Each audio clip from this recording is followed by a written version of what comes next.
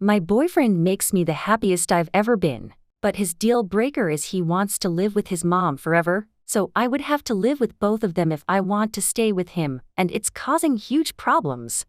We've been dating for about 6 months now. When we first met, it was like a dream. He helped me through a tough situation. He's always been supportive of me, and I feel very comfortable and safe around him. We've been pretty serious about each other and have talked about our future plans and goals. We hadn't really had any fights until this past weekend, and things really blew up. I knew from early on that his plan was to stay living with his mom on their farm, and that's where he wanted to raise a family one day.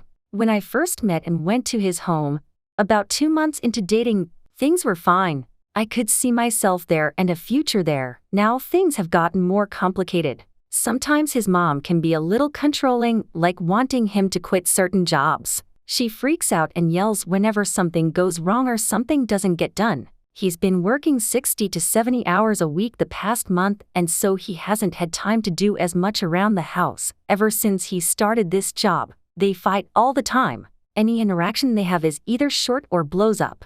How to handle this? And as someone who grew up in a very dysfunctional home, yelling and fighting is the last thing I want for my future family to be around. He thinks it's all his fault. I don't think he's completely in the wrong, but he does tend to get a quick temper with her. His mom and dad got divorced a few years ago, and his parents fought a lot growing up. He says that he feels like he just took his dad's place. His mom told him he was like his dad. Now they're literally arguing like a married couple, and it's a little weird to me. Maybe I'm overreacting though. We had talked about me moving there when I start back to school this fall. This past weekend, he was talking to me about everything and was super stressed out and upset at his mom. I was just there to support him, but of course it was making me feel a little weary about moving there. The next day I mentioned how I found a place for rent near him that was in my budget. He said he couldn't blame me for not wanting to move in with him anymore. That's when the whole thing started, and I told him how I was feeling. I shouldn't have been so honest, but I feel like it needed to be discussed. I started by telling him that I felt insecure. He spent a few years across the country and just moved back here last year. I asked why he moved back. I already knew, he said, when my future cheated on me. He spent years with a girl he wanted to marry across the country, and didn't move back with his mom until a year after she cheated and left him. I asked why he was going to propose to someone across the country, but it was a deal breaker if I couldn't live with him and his mom. He said he'd talked to his ex about moving back here, and he thinks that's why she cheated on him and left. He said he'd stayed a year after they broke up too, even though he'd just said he moved back because of her, his future. So I'm still confused on that. I told him I felt like a third wheel at his house with his mom. Their house would always be theirs.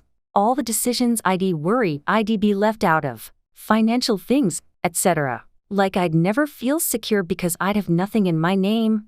And from the way I grew up, it's so important and necessary for me to know I'll be okay financially and on my own. He says he has to help his mom because she doesn't have a retirement and all she has is the house. I get it. I want more than anything to make sure my mom is okay, but I have to make sure I'm okay first. My mom is in the same boat except she won't have a house. He said what I'm asking him to do isn't fair. I said I never asked. I know what it would mean if I couldn't live with them. It'd be over.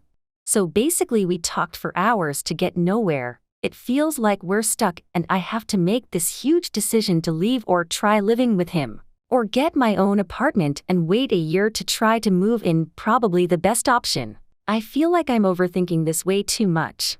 And I'm creating problems that don't even exist yet, but I'm so afraid of investing so much of myself into another relationship for it to not work out. I worry if we're always with his mom, we're never going to give our relationship a fighting chance. Edit, just wanted to say thank you all for your comments. Reading and replying to them has helped me think about everything. And it sucks, but it's a huge relief to know that I'm not overreacting and these are valid concerns. So thank you all, truly. This post and your replies may have saved me from a potentially bad situation. Ada for telling my cousin nobody cares if she has a husband and kids. My cousin Amanda and I are very different. She is like the typical trad wife. Ever since she was little, her life goal was to be a housewife and have a husband and kids. She is really feminine and dresses up really modestly like one of those 1950s housewives. I am different. I have a job at a law firm. I wear both feminine and masculine clothes. I am career-driven but also want a family someday. I always keep my hair short like a bob, and to be honest, even though she and I are different, I respect her wishes of being a housewife. That is her choice. So, Amanda is the typical housewife who also has a TikTok where she always talks about how being a homemaker and having a husband who provides for you is a blessing, that she is not some sad, ugly feminist who is enslaved in the job field. She often says that working for your husband is so much better than working for a boss or a company. Also, as women, we should go back to our biological roots and be a housewife and take care of the kids.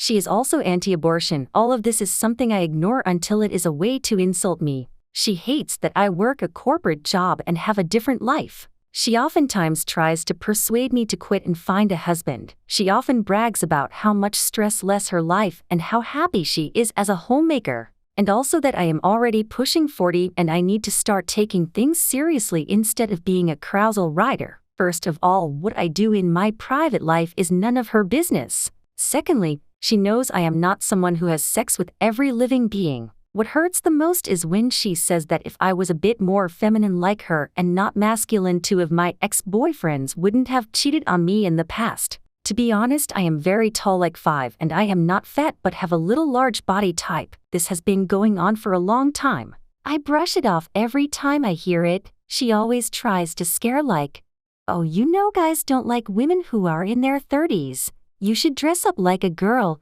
Your clock is ticking. I literally blocked her social media. She also gossips a lot about me and other female members who have a career that we are just sad spinsters who got sucked into the lies of feminism. So, last week was my grandfather's birthday, and it is special because he beat cancer. All of our family was there, including Amanda, her husband Jerry, and her 2 kids, 7 million, 4 million. We were all chatting and having fun until my uncle asks about Eric, 34 million, my boyfriend. Before I could answer, Amanda makes a joke. Well, did he skip town already?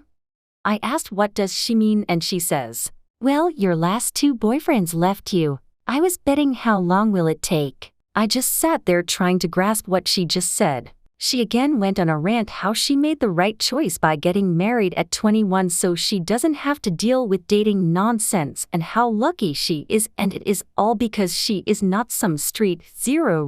I snapped at her and said literally nobody gives a fuck about her or her perfect family. Millions of people get married every year, so she is not some special snowflake. She has no identity besides being a housewife, which she only got because of a ring. She didn't achieve anything big. All she does is scrolls through TikTok and social media and gossips with her equally shallow friends. And she needs to get over herself because she is not unique, because she got tied down and leave us alone. The people in there was shocked. They all continued the party, but after I left I got a message from Amanda that I am an offer, yelling at her in front of her husband, and that being a so-called strong independent woman has made me bitter and that I will die alone with cats. My aunt, her mom, also asked me to say sorry and that just because I am jealous of her daughter doesn't mean I had to scream like that. I am just proving her daughter's point right. So, I'm the asshole. An update of the original poster from the 12th of April 2023.